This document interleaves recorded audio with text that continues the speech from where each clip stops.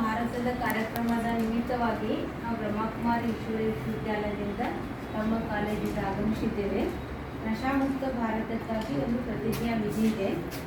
ಈ ಪ್ರತಿಜ್ಞೆಯನ್ನು ಮಾಡುವಂಥದ್ದು ಯಾಕೆ, ನಶಾಮುಕ್ತರಾಗುವಂಥದ್ದು ಯಾಕೆ ಅಂದರೆ ಆರೋಗ್ಯಕರ ಜೀವನಕ್ಕಾಗಿ ಹಾಗೂ ಸಬಲ ಕುಟುಂಬಕ್ಕಾಗಿ, ಉಜ್ವಲ ಭವಿಷ್ಯಕ್ಕಾಗಿ ಹಾಗೂ ಅಭಿವೃದ್ಧಿ ಹೊಂದಿದ ಭಾರತಕ್ಕಾಗಿ ನಾವು ನಶಾಮುಕ್ತರು ಆಗಬೇಕಾಗಿದೆ.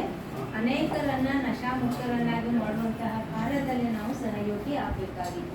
ನಾವೆಲ್ಲರೂ ಯತ್ನಿಸಿಕೊಳ್ರಿ.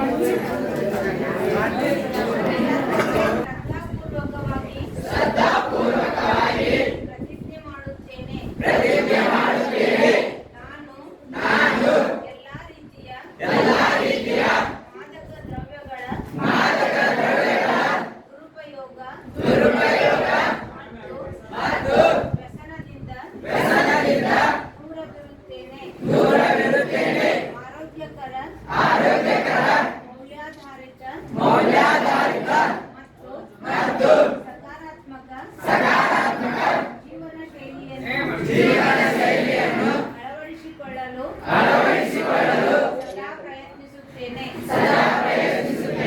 ನನ್ನ ಕುಟುಂಬ, ಸ್ನೇಹಿತರು ಮತ್ತು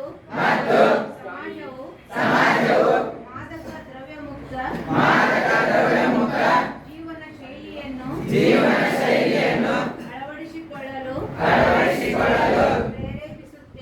ಪ್ರೇರೇಪಿಸುತ್ತೇನೆ. ನನ್ನ ಸಮಯ